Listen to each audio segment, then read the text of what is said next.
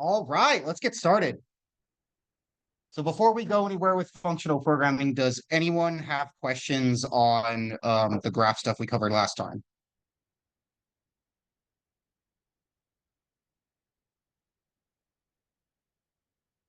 All right.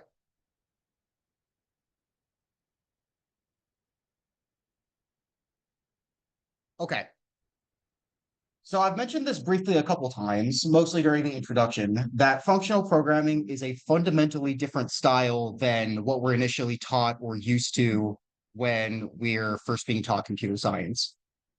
There were a couple of you who said in the survey that they had a little bit of experience with functional programming.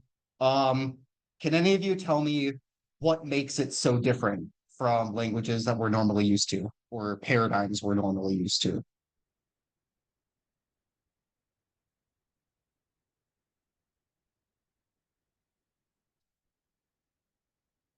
Someone have an example of a functional programming language?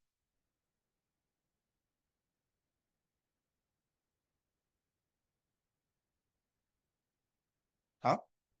Yeah. So in 354, in the computer science program at Boise State, we introduce scheme as functional programming. And you only spend what, 3, 4 weeks on it, and we kind of never touch it again throughout the entire program. But it's an extremely useful paradigm when it comes to thinking about what you want to do versus how. That's generally how it's described. I'm not sure I agree with that description because you're in either case, in either an imperative paradigm like C or Java or a functional paradigm like Haskell or Scala or some styles of Scala, you're still describing the computation. It's just being described in a different way. So some of the characteristics of functional programming that make it so different from an imperative one is all of your data is immutable. So once you create a variable or create a data structure or anything like that, you can't change it. It's done. And so kind of as a consequence of data immutability, another property that we have to be aware of is usually you can't just use a for loop. You have to declare everything with recursion.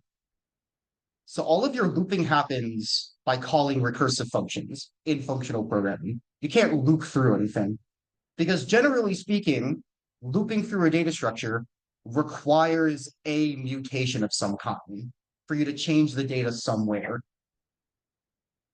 Like if you're programming in C and you're doing a for loop through an array of things, then you usually have an index that tells the program which index of the array that you want to access in this iteration of the for loop.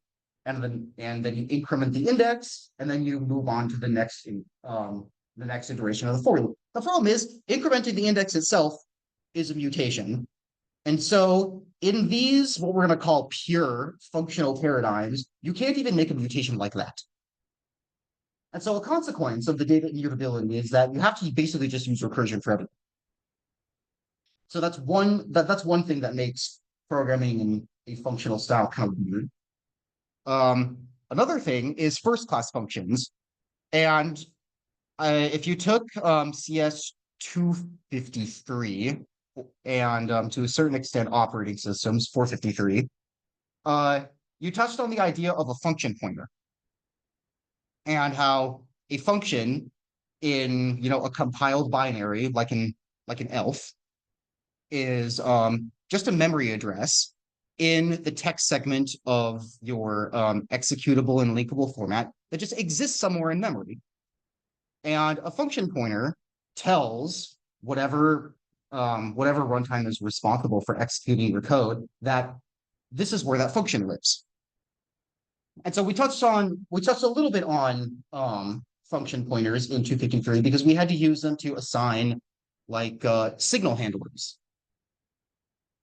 We had to use them to assign signal handlers or to start new threads. If you remember what pthread create looked like, you had to give it a function pointer as an argument because you're going to tell it, the thread, hey, this is the root function that you're going to execute from. So when you start the thread, you're going to start from this function. So you're giving it a function pointer. So we touched on that a little bit, but first class functions in functional programming, when you have functions that are used as data, are used much more extensively. And so kind of an extension of the first class functions is functional programming is heavily reliant, or maybe not reliant, but heavily involves function composition. It's kind of amazing how easy it is to put operations in terms of other operations when you're programming functionally. And we're going to go over that here too, is a lot of the time you can build off of existing abstractions to create higher level abstractions. And you can kind of go as high level as you want. But that means that when you write code in a functional programming language or in a functional style, especially in a programming language that has syntax that is specifically designed for this sort of thing, you can do a lot with very, very few lines of code. There is so much you can communicate in a functional programming language with only a little bit of code. It's amazing. And this doesn't necessarily have, I guess, what I would call industry value, in the sense that pure functional programming languages are quite rare to use in industry. And there are several reasons for that. One, I think education programs in computer science don't teach it very comprehensively. And so when people go into industry, they just don't select it because they're not used to it. It's kind of like the reason why Java was the default for so many companies back in the day, because everyone was learning Java in their education.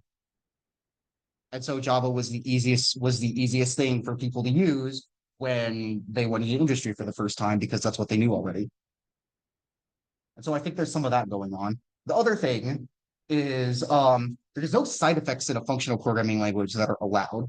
And there is a wide range of things that you do all the time that are considered side effects. And when you hear all the things that count as side effects, you're going to be like, wait a minute, how do we write any code? Which is a fair point, and we will get to that. And one of the other things that's exceptionally relevant for this class, especially when we're programming in Spark, are the principles of lazy evaluation and data pipeline. And lazy evaluation is exactly what it sounds like, is a value is not computed until it's used. And a data pipeline is a structure that defines a data flow. And we'll go over how those are. But first, we can go into more detail on what we mean by immutability and recursion. So you can't change data after it's created. We already said that, right? So what that means is if you're going to change the data, you need to make a copy. And so when you're hearing this, I can hear it right now in your brain. You're like, wow, that sounds really slow and inefficient. That sounds awful. How on earth do we manage such a thing? We have this really cool idea in functional programming called a persistent data structure, which is one of my favorite things to talk about, but we're not going to go into a whole lot of detail.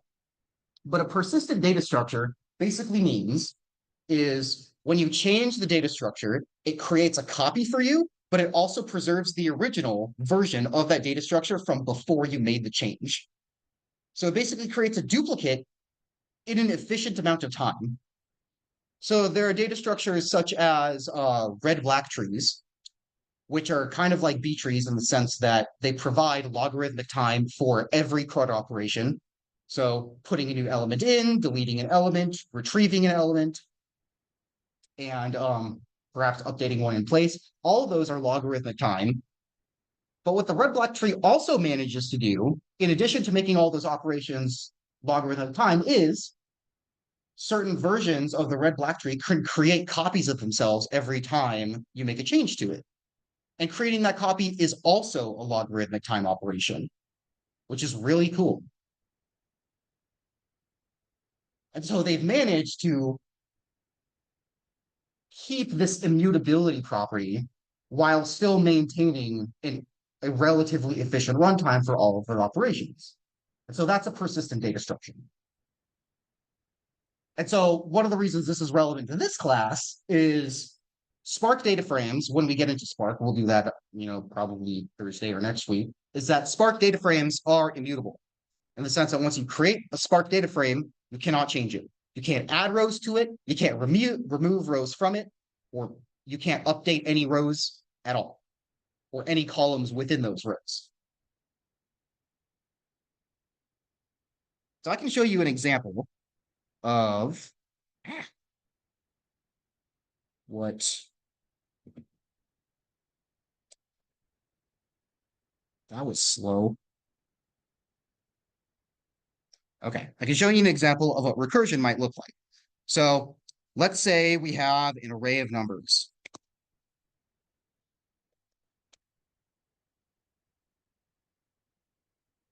Okay, so if we were to, you okay?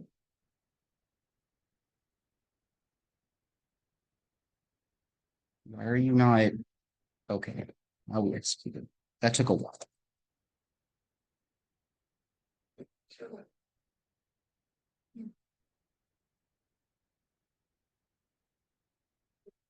Must be. Did my VM catch COVID from me? Is that what's happening right now? Wow, that took a fat second. Yikes. Okay. Well, if that continues, then we're gonna have to restart or something. Anyway, so what might an iterative solution look like? We could have an index. We'll start at 0. And we can have while the index is less than the length of the array. We have to have a sum variable too.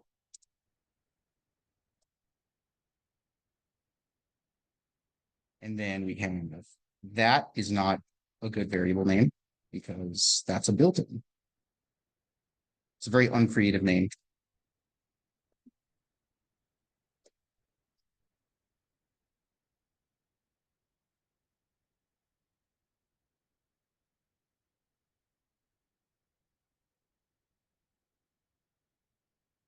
This is ridiculous.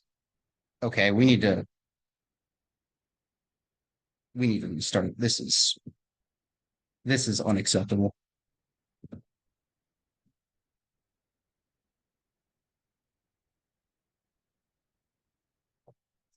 Okay, anything we want to talk about in the meantime?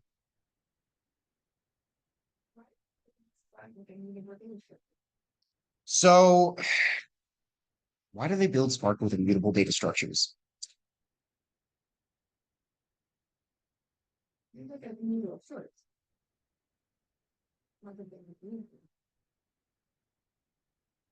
The data is a lot easier to manage. So one one cool thing about a programming language like Haskell, Haskell is particularly extreme in the sense of in Spark, you can't mutate a data frame, but you can still perform like local mutations, within a function that you're running on all the machines.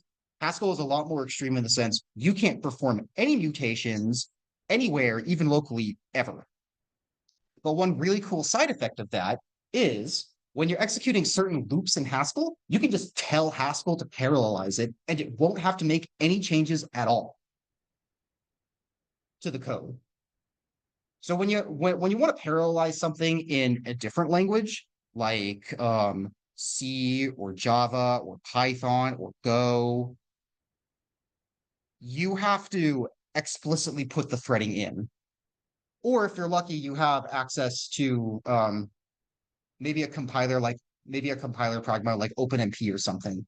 OpenMP is a C compiler extension that will read through your code and will look at parallelism declarations that you put into your code that are compatible with OpenMP, and then will manage the threading for you, but you still have to put it in there. But with Haskell, when you execute a for loop in Haskell, you can automatically parallelize that for loop because Haskell knows it's safe to do so. One of the biggest problems with multi-threaded programming or parallel programming is that your machine can't be sure that it's going to corrupt some data that exists somewhere else because multiple threads might be executing on it at the same time. That's called a race condition. That's one of the biggest problems in multi-threaded programming is a race condition. And in fact, it's such a big problem that I read this book called like how to do concurrent programming safely in C++. And the first piece of advice was read the code and find the bugs that way, which is not helpful. It's like that's what I was already doing, but that's your best solution. That's part of what makes multi-threaded programming so hard is because it's extremely difficult to test. But because you actually can't change any data after it's created, that problem completely goes away when you're using something like Haskell. And Spark is an inherently parallel system. It's spread across a bunch of different machines, and within each machine, all of its operations are spread across multiple cores. And so if the data in Spark is specifically declared to be immutable, the programming model naturally lends itself to that.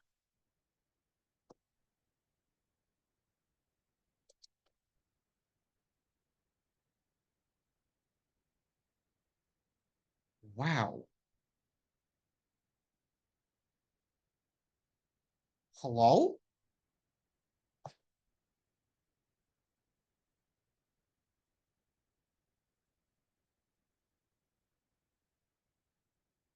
He just needs a minute.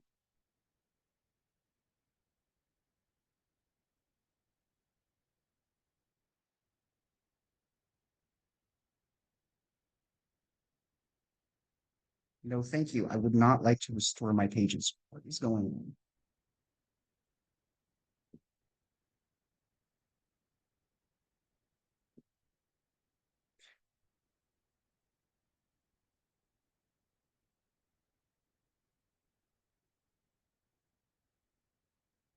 I don't know why it's behaving this way. This is so.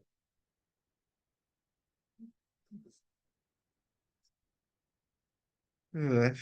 Okay.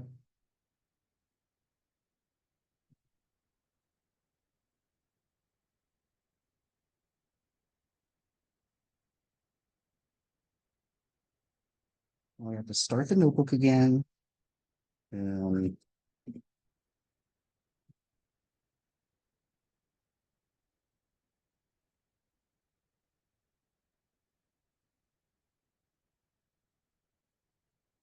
and the reason I'm using a virtual environment here is because I have to use a separate Python version um, from what we currently have by default on the machine.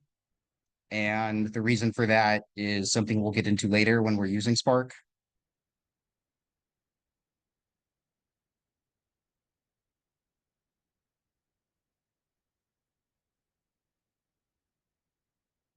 Wow.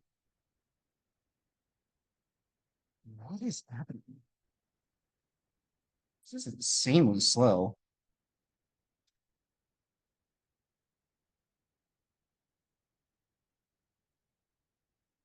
Oh, look, it's our stuff from last week.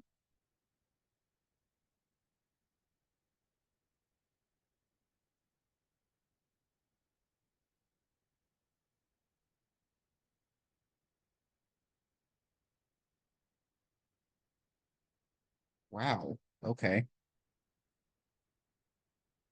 Okay, that's better. Yes. Okay.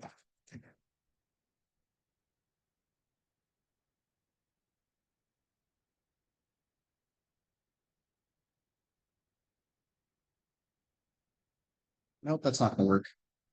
Wow, that took a.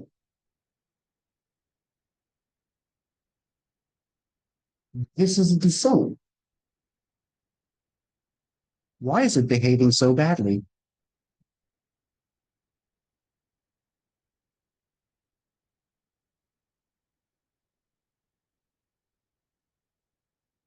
What is this?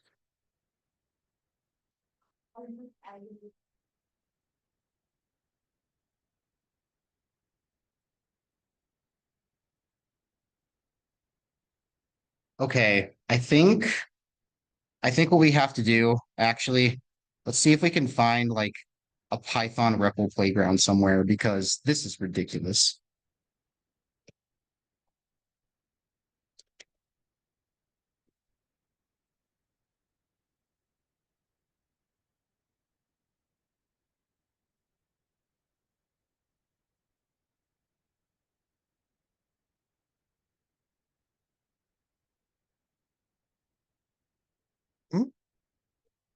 Maybe. Never actually used Google Colab. You try. Okay, this might work. Okay.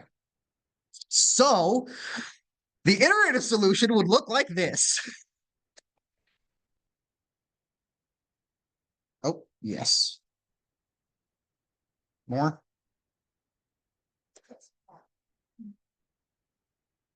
Okay, good. All right.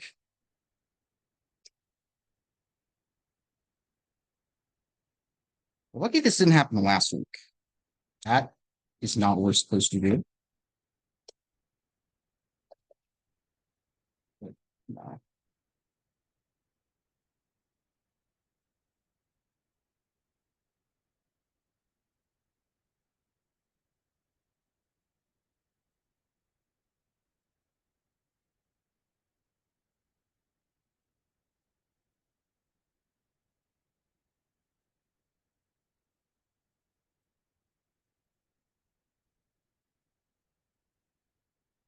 Okay. So we can run this result. Is it going to work? Hello?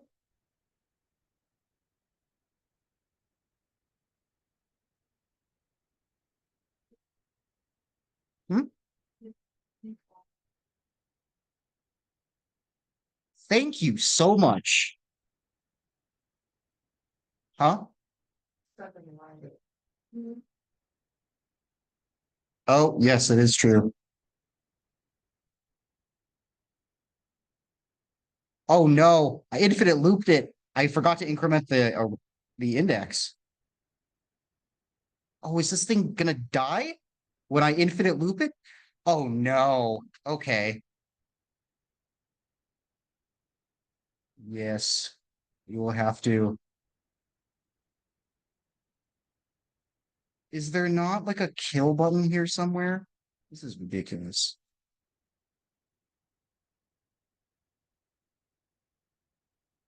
Okay. Wonder if I can install Jupyter Lab on Windows, but and why is this taking forever?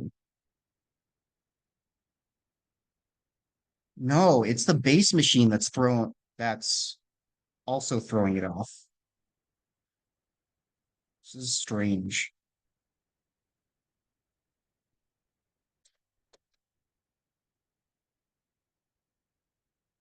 Okay, let's try a different one.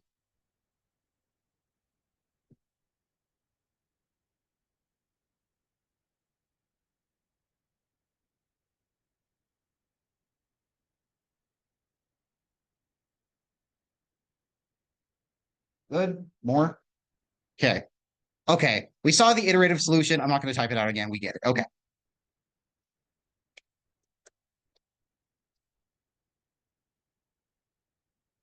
Can anyone tell me what a recursive solution might look like?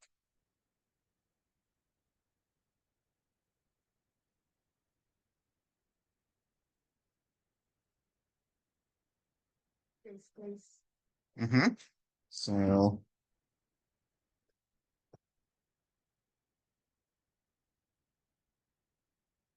so what's our base case?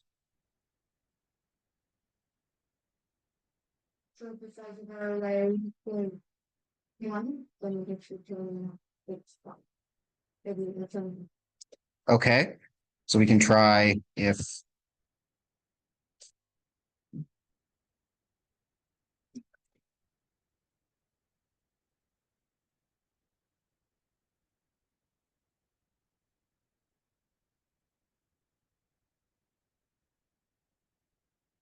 so if it's not one, then what do we do? We want to have the current one that's always again with an array with the rest of it.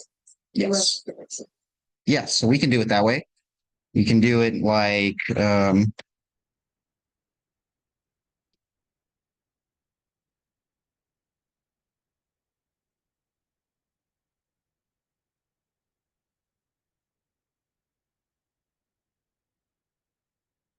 okay, that might work.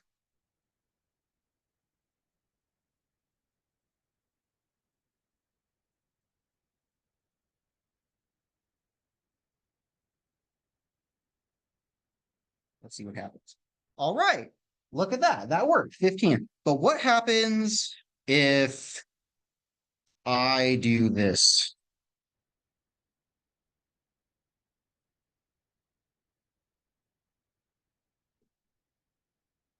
Hmm?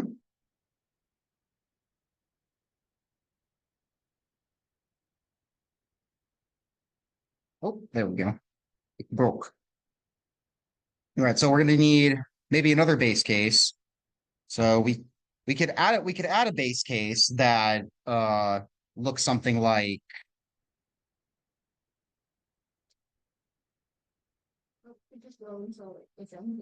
yeah, we could just go into, yep.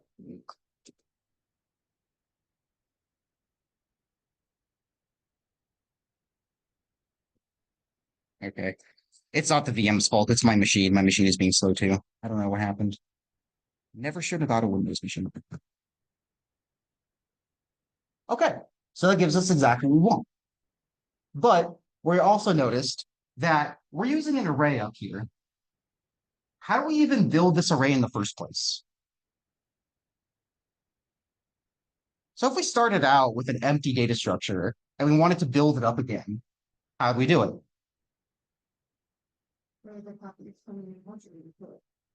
Well, yeah, we'd have to make a copy each time we wanted to add something to it. That's, in order to fill up the array, that's n squared, which is not what we want. So we might have to use a different data structure. We could, do you remember cons lists from Scheme? You remember cons lists from Scheme. So a cons list is going to look something like our data is going to be a recursive structure of pairs. The first element of the pair is just an element of whatever linear collection that we're using. The second element is the rest of the collection. So in a cons list, it would look, I'm gonna represent a cons list with tuples here. So it would look something like 1, and then you go in, and then you have 2, and you go in again, you have 3, and you go in again, you have 4, 5. And then you can do a,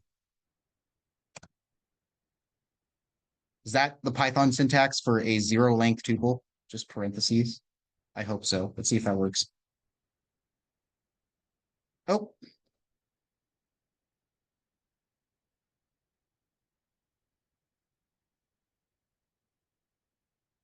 so this idea of recursive sum isn't going to work, but we can do roughly the same thing.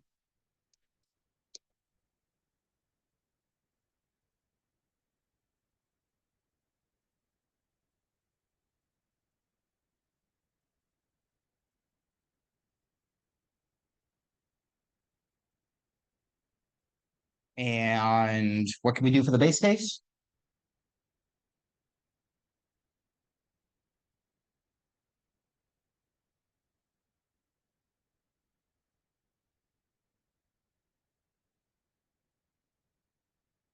It could be the same base case as the above one. We can do if well, equals. I might have to restart my machine. This is ridiculous.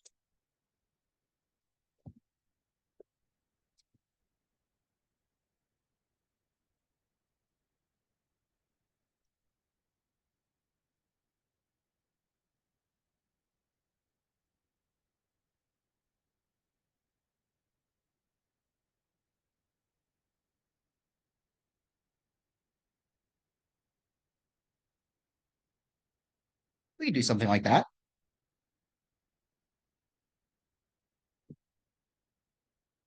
And so what's this going to do? Right? What it's going to do first is it's going to look at the initial pair. Because if you just look at this pair, there's two elements in this tuple, right? There's the element of 1 and the other element, which is everything else. And so this is an inherently recursive structure as it goes down. Now, looking at this, you might say to me, this is just a single linked list, which it is. That's exactly what it is. But it also means that if we wanted to add on to this array, or if we want to pop off the top, we could do that rather easily. So if we wanted to remove, if we wanted to remove the first element, we just have to call something like print.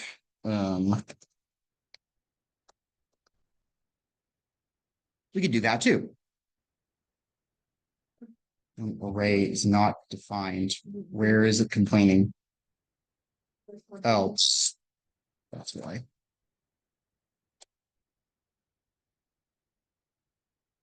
Okay, so that's giving us the rest. That's giving us the rest of the collection without giving us the first element. We can also create a copy of this data and add to the end of it extremely cheaply, right? So we can say our new data is equal to 6, followed by the rest of the old data.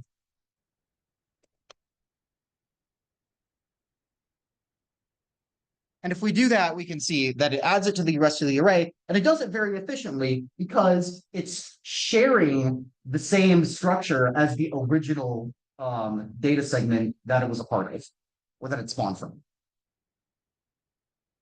This is called structural sharing, and this is the main secret behind practically every persistent data structure.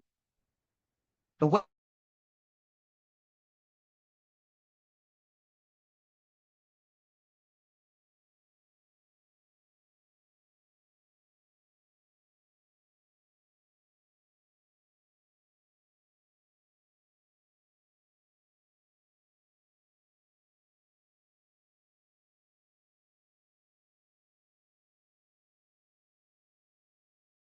it will create this data pipeline based off of a very similar structural sharing idea. And we'll talk about that in a second. Does this make sense to everybody? The way we can kind of use structural sharing to manipulate immutable data? To define data recursively. Yes. This structural sharing is a way to define data recursively, and it's a way to define data where it's immutable. So you can make changes to this structure or you can make copies of this structure incredibly cheaply because, it's like how they taught you in Java. Making a copy of a reference is extremely cheap. You're pointing to the same data. So physically, you're not really making a copy. This pointer and this pointer point to the same data. So the second element in new data uses the same pointer as this variable. So structurally, they're exactly the same, but since we're using functional programming and we can't change it, that doesn't matter. So that's where the structural sharing becomes powerful, is it takes advantage of the fact that you can't change any data and it relies on that in order to make it self-efficient this way. Okay, so now look at this. When we talk about pipeline, now that it becomes an order, while we use units from left to right, I think the fact that Tuckle used from this is messing that because when I look at this, I want to read it when it say out. Okay. So if this were, let's say the numbers stored in this data structure, in this list of tuples, this couple of tuples, were how we were describing pipeline. Okay. It comes first. It would be the outermost. So we can define what comes first. We can write another function that just prints it out.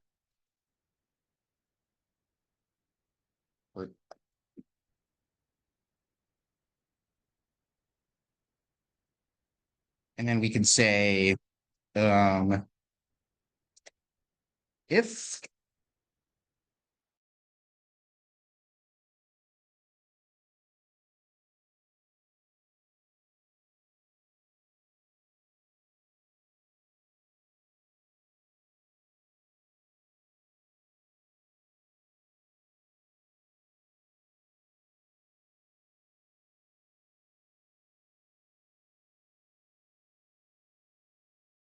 that actually won't do anything different because I didn't call the function that I just wrote.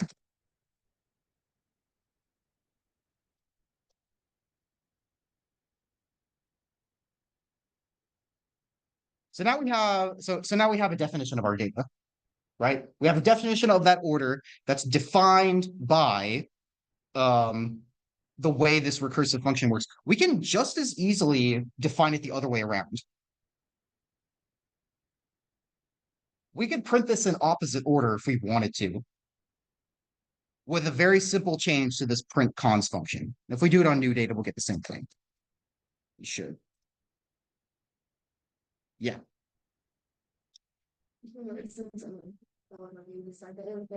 Yeah, you decide the order for your data structures. If you want to traverse this cons list from the inside out, we can do that just as easily.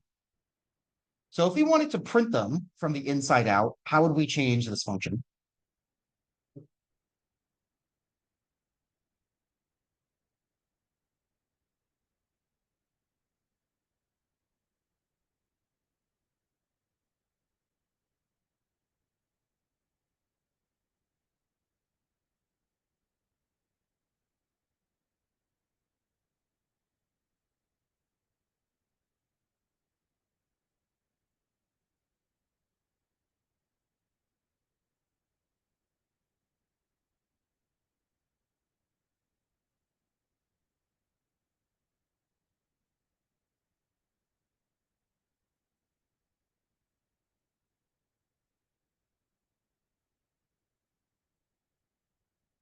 We could try swapping them.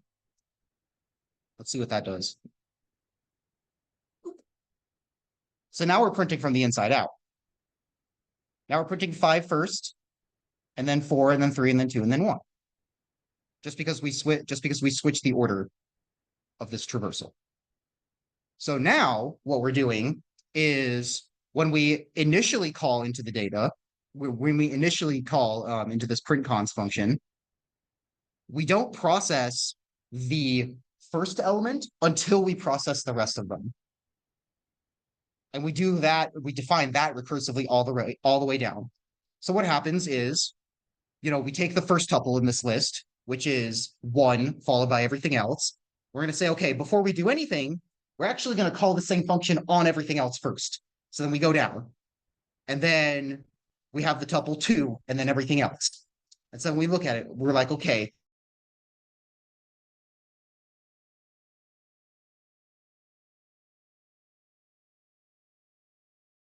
so then, we're in the tuple that contains 3 first. And then we recurse further. And then we're in the tuple that contains 4 first. And then we recurse further.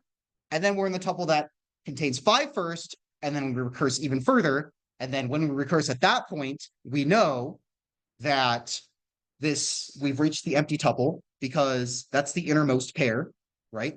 Right here. So then we just return, we don't print anything. And then we return all the way back up the call stack. And so since this returns without doing anything because the other part of the pair is the empty tuple, then we print the 5. And then this returns, and we're at that point, with the 4 tuple. And so then we print the 4, and then so on.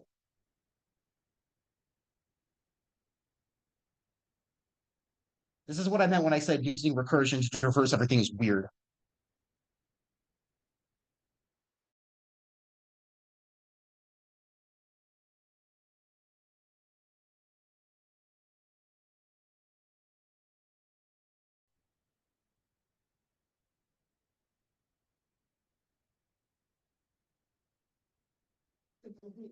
Huh? Sort of. There are certain applications where recursion legitimately makes way more sense than doing it iteratively. The best example that I can think of is tree traversal. So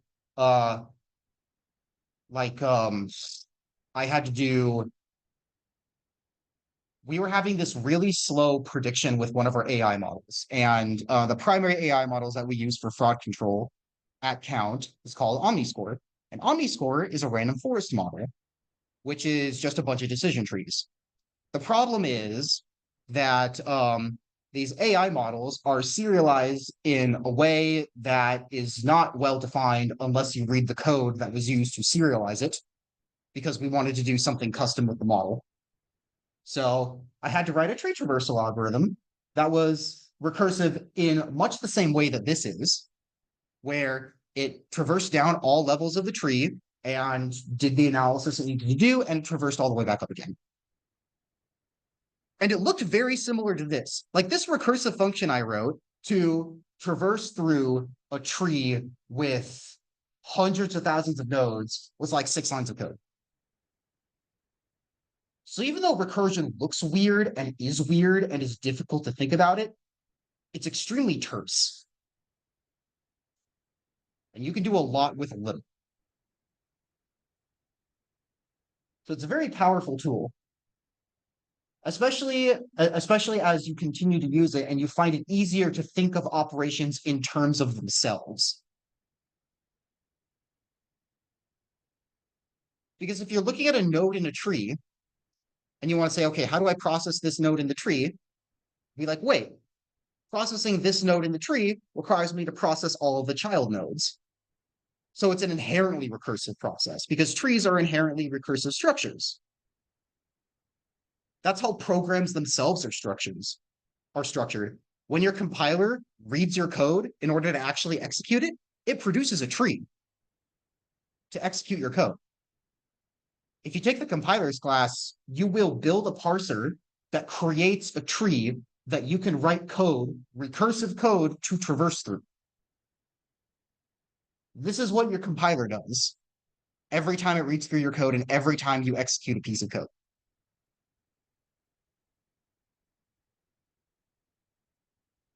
Questions?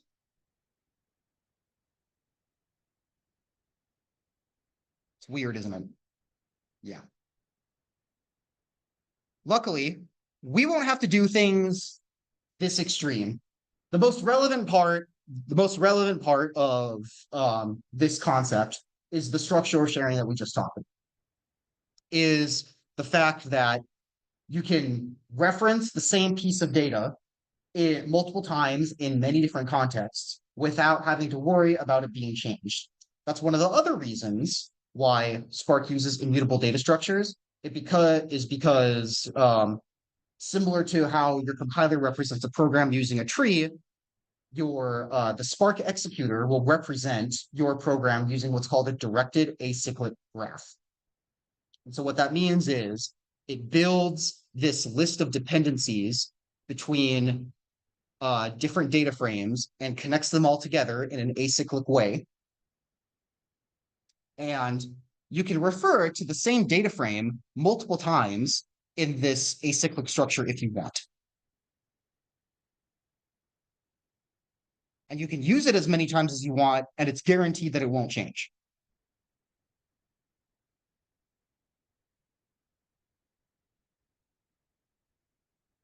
And so we'll go over the fact that Spark uses acyclic graphs a little bit later, because when you can look at Spark's execution plans in the Spark UI, they're a little bit strange to make sense of because there's a lot of just random crap in there.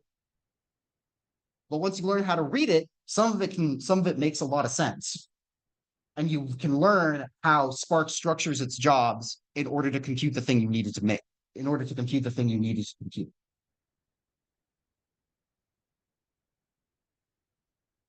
Questions on immutability? I know we kind of just blew through that. We're not going to focus on it too much because even though Spark doesn't allow you to mutate data frames, you don't have to use a functional programming style when you're, just writing normal Python code and you're trying to do row-wise transformations. So if you just want to process a single row and you want to process a single row with a Python function, you don't have to use functional programming style there at all. The functional programming style matters more when you think about how you're dealing with the data as a whole. With that, you have to use a functional programming style. And so the cool part is that the feature that I like the most about functional programming is this idea of a first-class function and function composition. The idea that you can combine a bunch of very simple, abstract, well-defined functions together to get a meaningful program. And it's surprising just how few components there are in Spark for you to work with. You know, they have a map, which lets you transform individual rows. They have a filter, and they have a join, and they have an aggregate or a group by. And that's pretty much it. You can do so much with just those things. So has anyone used like lambda expressions before or first class functions before? I really love them syntactically, and you can produce data pipelines with these composition functions in the same way that Spark allows you to produce data pipelines. And Spark is modeled after this. This is the programming model that Spark uses right here. So if we look at this example, we can say, let's delete all this.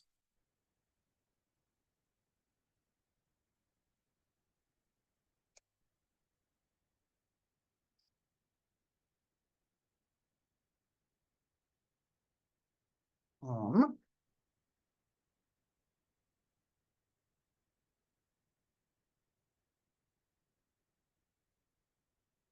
let's say we wanted to square every member of this list.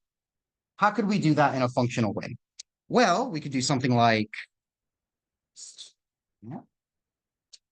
you do something like map. Have any of you ever used a map in Python before?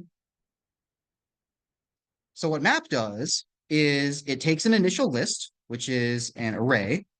I forget the order of the arguments, and it also takes a function. So let's not use an anonymous function for now. Let's use a named function. So we can define a function of double, and the only thing it does is it returns that value multiplied by 2. And so we can pass in the double function as an argument to map. And what that will do is it will take the array and apply this double function to every member of the array and then return a new list. Oh, I flipped them.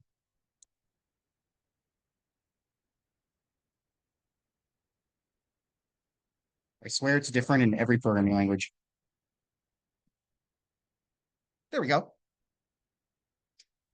Okay, so now it's doubling every array in this list.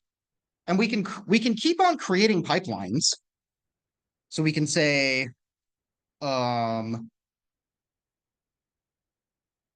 stage 1 of this pipeline is going to be array, and then stage 2 of this pipeline. You have a question? Oh, so this returns an iterator. So this is another aspect of functional programming that's especially important in Spark is lazy evaluation. So if we were to just execute this,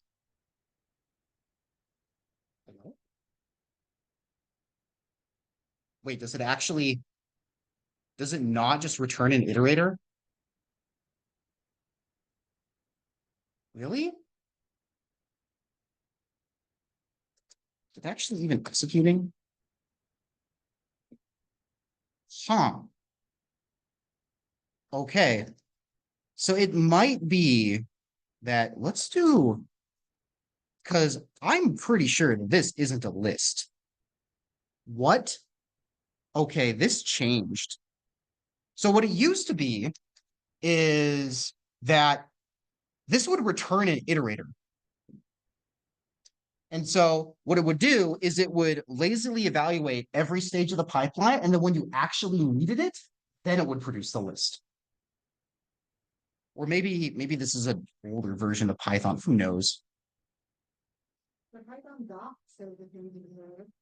Oh, so this must be executing an older version of Python. That's strange.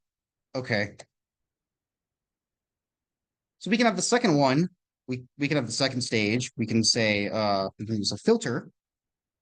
And what this filter does is it takes in a function that produces a condition. And let's say the condition is we only want to include members of the array that are less than 8.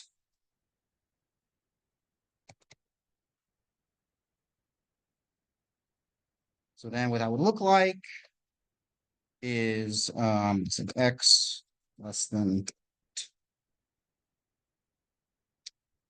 we can apply the filter again. It says below 8. And you apply that to stage 1.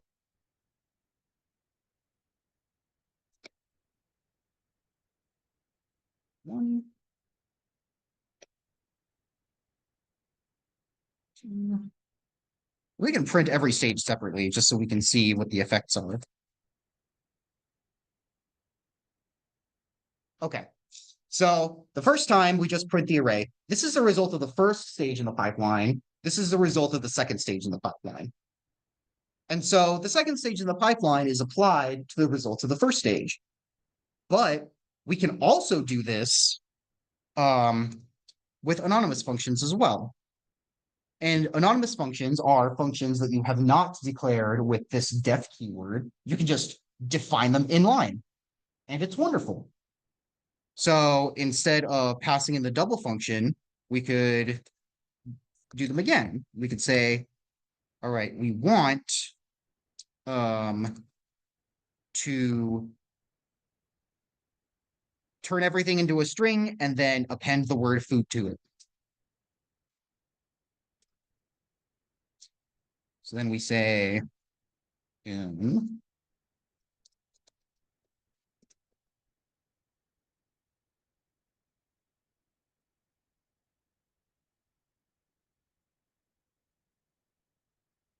we can see what stage 3 looks like.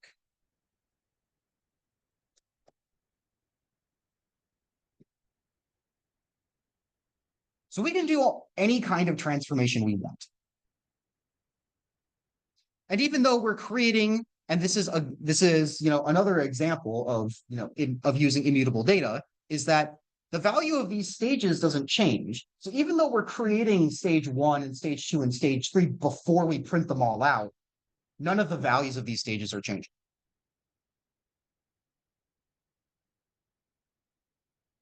And I love this. And I love this so much, in fact, that it makes me angry every time I can't do it in a programming language. We write code in Go at count, and the fact that Go makes doing things this way so inconvenient raises my blood pressure.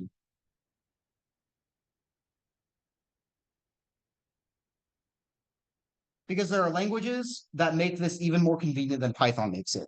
Because honestly, as far as lambdas go, the word lambda is kind of verbose. In most languages, it just looks something like this.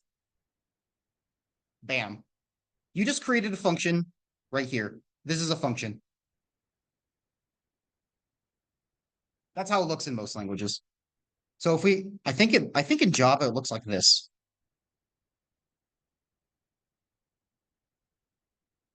That's just pretty. I like it.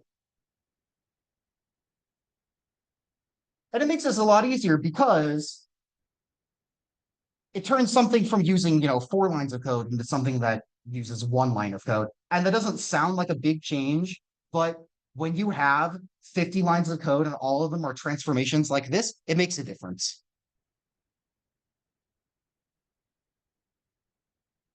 It's a very pretty way of structuring your code. In fact, an even better way to do this, which is what Spark does, is that these the map and the filter and the reduce, those are all methods. So instead of looking like this, it looks like this.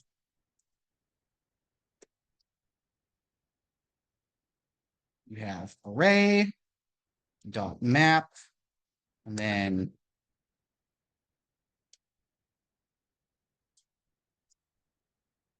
this is in order to produce stage 3. Dot map, and then you have dot filter, and then you can do a dot map again.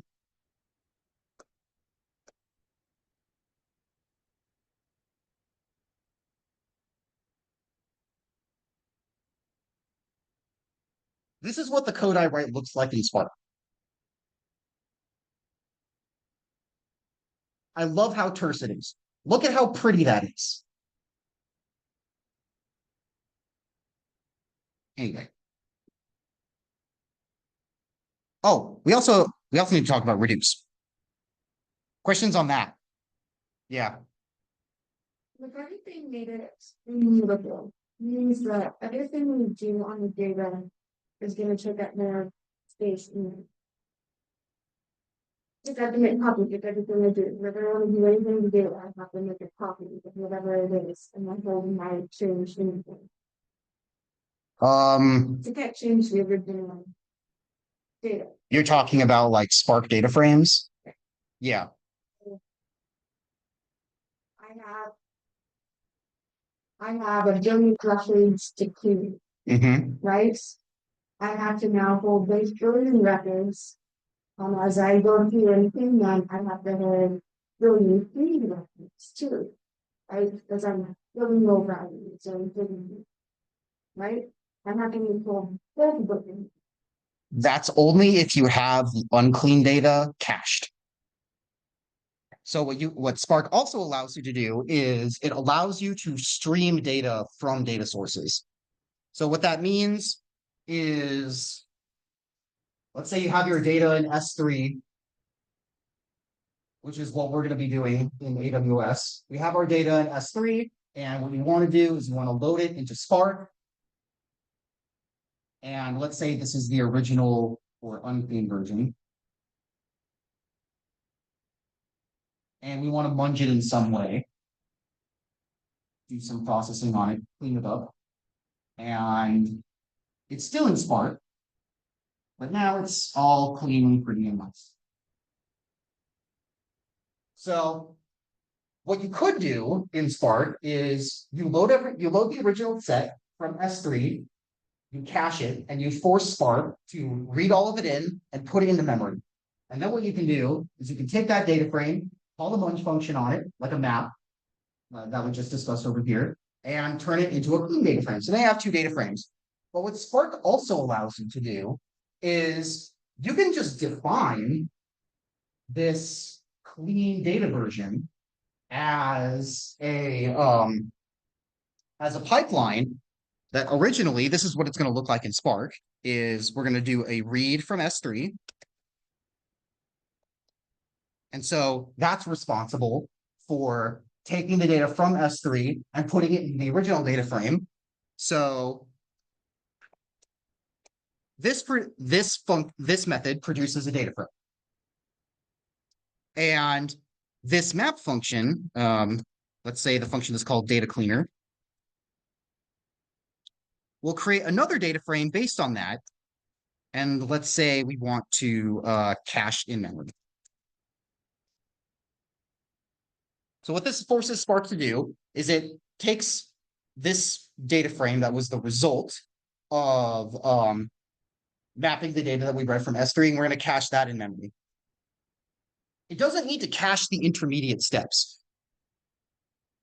So what this will do is it will notice that, okay, we're streaming it from S3, we're taking the original row, we're applying this data cleaner function to it, and then we're caching it. So it won't store the original version in memory at all after it's done using it. So everything is streamed.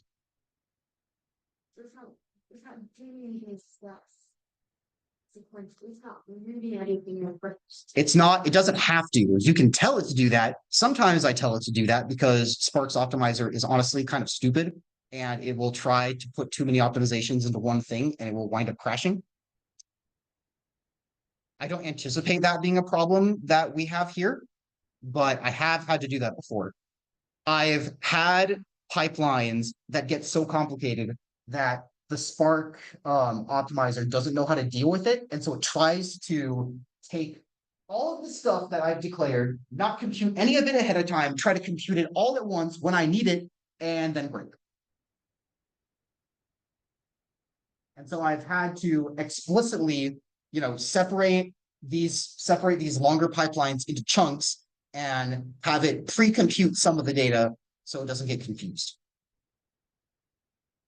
But in general, this is what happens. This is what I mean when I say that functional programming in Spark use lazy evaluation, is that it doesn't actually perform this read from S3 until it needs the data from S3. And it only needs the data from S3 when we call the map function. So it reads the data from S3, the original data, calls the map function on it to clean it, and then it produces that clean version of the data. And after it produces that clean version of the data, it throws the original away. And it has some method of breaking down this. It batches it, batching it on its own, and setting up a limit to batch it. Yes, it does. It does batch it. It also doesn't particularly need to, because not only can you batch a bunch of different files, you can also batch individual files. You can stream individual files in the sense that, you have your data coming in from S3. You don't have to read the entire file into memory at the same time. So you can start reading data in from S3,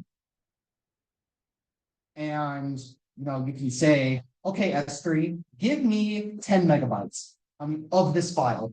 I'm going to process that first. And so then you process the first 10 megabytes of that file, and then you do whatever you need to do with the result of it. Maybe you put it back in S3, in a different file in S3. So you get the first 10 megabytes, you can process that, and then you write it to S3. And then when you're done with that, you can delete all the data that was used, or all the memory that was used to process that first 10 megabytes, and ask for the next 10 megabytes. So it's streamed that way. Okay, so if it's doing that, then is it automatically, if I want to do that on more than my process there, is it automatically figuring out how to decide that these processes? Spark automatically does this for you. Spark automatically, takes in different pieces of the file and will stream it into memory, and when you stream it back out, it will manage all of this for you. So let's say I had, 100 megabytes, and I have 10 processors, and they would figure out then to have 10 processors that have different 10 megabytes of this S3 bucket. Oh, okay. So from that perspective, no. So Spark will only stream one file to one core, but it can stream different parts of the file to the same core. So it doesn't have to process the entire file all at once. But the same core does have to process the same file in Spark. So usually when we process something in Spark, we'll put it in like 10,000 files, and then every core will have access to maybe 100 files. It's okay. It'll say, okay, this core is responsible for this 100 files, this other core is responsible for this 100 files, and so on. So it'll split up the responsibility automatically that way. So are you splitting up the files in order to do the parallelization for much of this? Is it if those files are limited? Is there already separated to click for? Right, so what difference does it make if this core is changing this data, since it's only this core that's having access to this data, and it's this core that has access to this data? Because that's only in the context of that single process. A lot of the time you want to use the same data for multiple pieces of processing. So here's another example. When we're doing our iterative graph algorithms in Spark, we will represent the edges in the graph as a Spark data frame, and then we will continually join the results for each vertex on this edge list. And we'll do this join over and over and over again. We do this join like 15 times in order to produce our clustering results. And so if we didn't have the guarantee that the edge list wasn't changing every time, that would be rather chaotic, because then we would need to put all sorts of controls around, okay, who's allowed to access this when. We would have to put locks on the data and everything to make sure we don't have race conditions and things like that. But because we know the data didn't change between this time and this time, we can do those multiple joins with more peace of mind. Okay, but it doesn't mean that you end up having to do a lot of data, because you're always having to create new data if you want to say it. Like if you want it to persist. Like every time you do that, you're creating new tables to store your. Yes. Right? Yes. Okay. And so at some point, you then have proliferation. Like everybody who's doing any type of data manipulation is creating it. Yes, but that's honestly how we want it because the alternative is that we have everybody changing data and not communicating. So an example is we have our data warehouse system in Count called Snowflake, and Snowflake holds all of our transaction data in one table.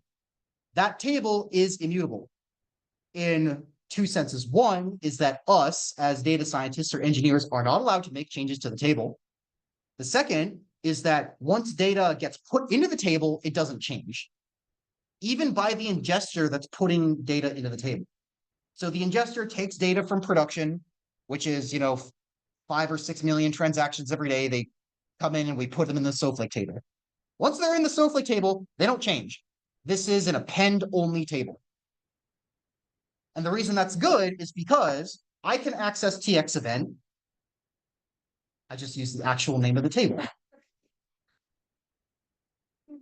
I can access that table and not have to worry about the same row having been changed since I last used it. I don't have to worry about somebody else changing that row since I last used it because we have dozens of people that use that table for everything all the time. And if they want to make changes to the data, then you should just make a copy of it because I don't want your changes to the data.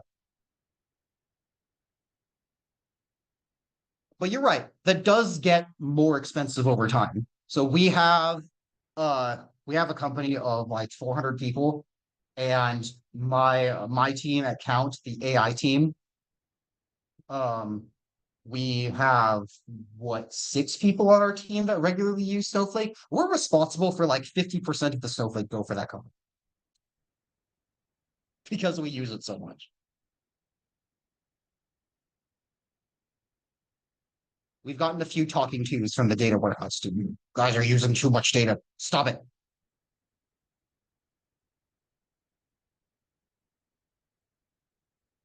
Does this kind of programming model make sense to everyone? I think it's pretty cool.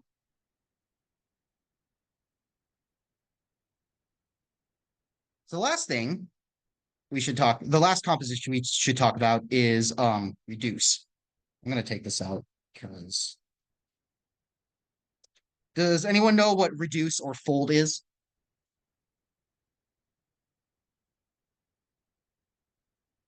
So a fold or reduce, it will take a list of data and depending on the function that you define, use the rules in that function to collapse it to a single element.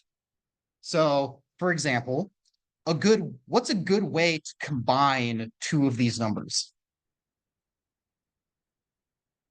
We can add them together, we can multiply them together, whatever.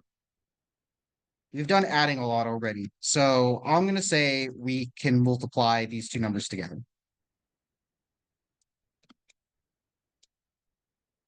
Yeah.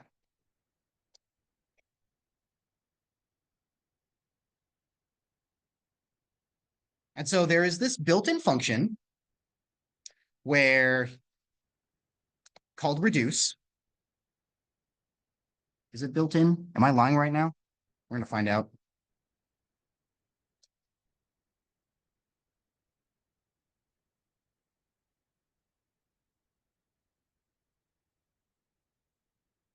What this function does is it will take, or what the reduce function does is it will take the multiply function or the transformation function or the aggregator function that you input and apply it to every pair that exists in the collection until you wind up with only one remaining value. So if we do this application, what do we expect the result to look like?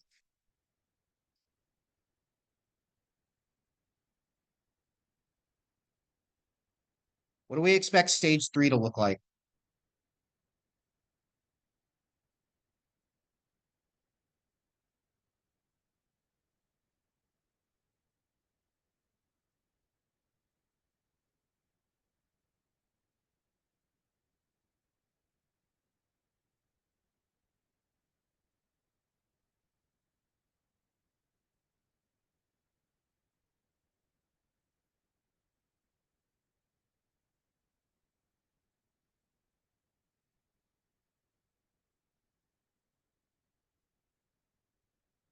It's going to be 120.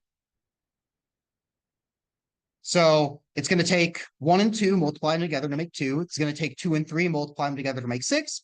It's going to take 6 and 4 and multiply them together to make 24. And then it's going to take 24 and 5 to make 120. And so we can see the progress if we kind of print out the arguments as we go.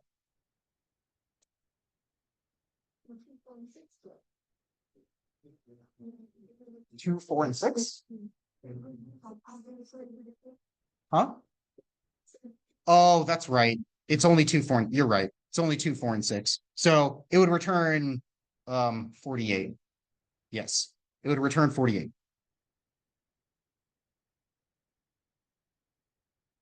That blocks or suspends?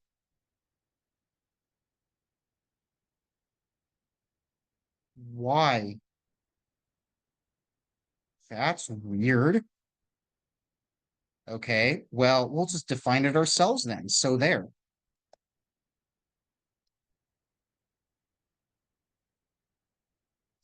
Um,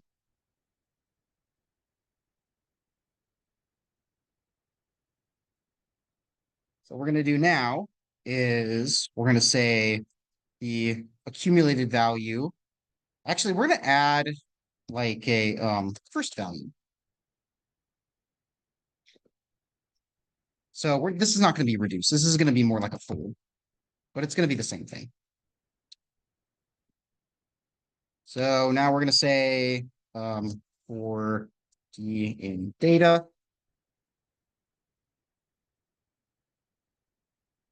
first equals func for dist first.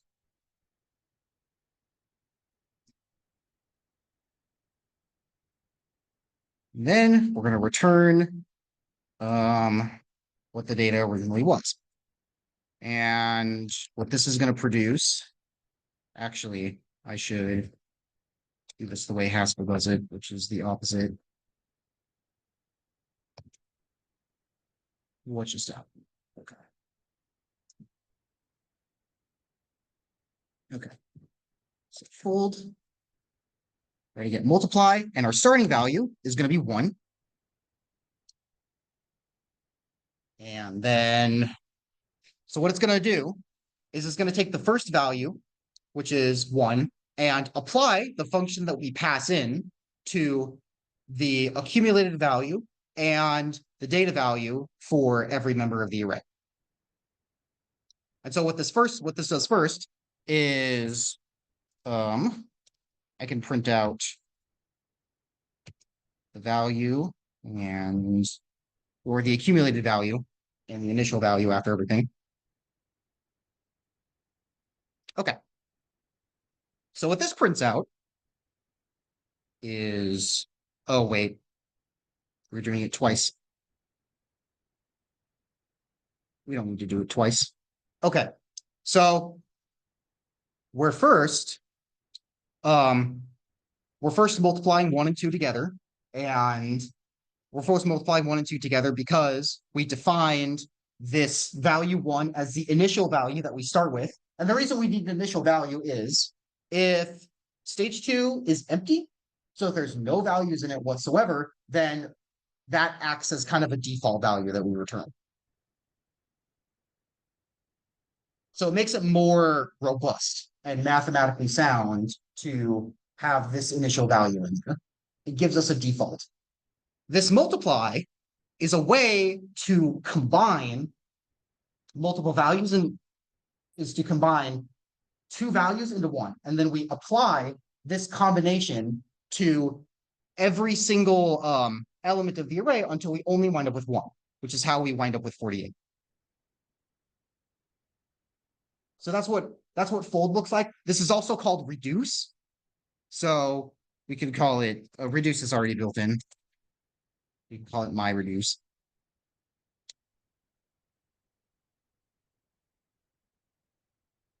This has a bunch of different names. It's called fold, it's called reduce, it's called accumulate or aggregate or whatever. But it's the same thing. It's you have a collection of data and you define a combiner for it that takes two rows and merges them into one using some rules. The rule that we're using here is to combine them and multiply them together, but it can be anything.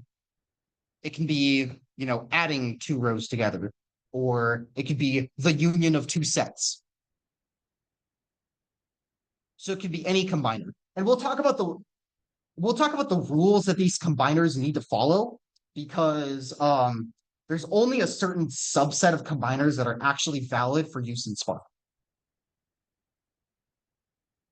The properties that they need to have are, among other things, they need to be commutative and they need to be associative operations.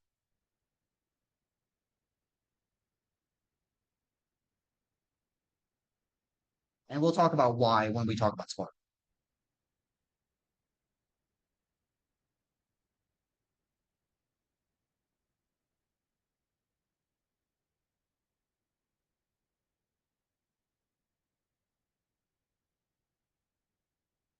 We are at time. We're over time.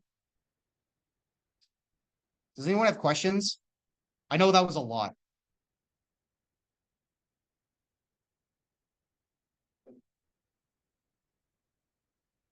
Okay, we're done. Office hours is now.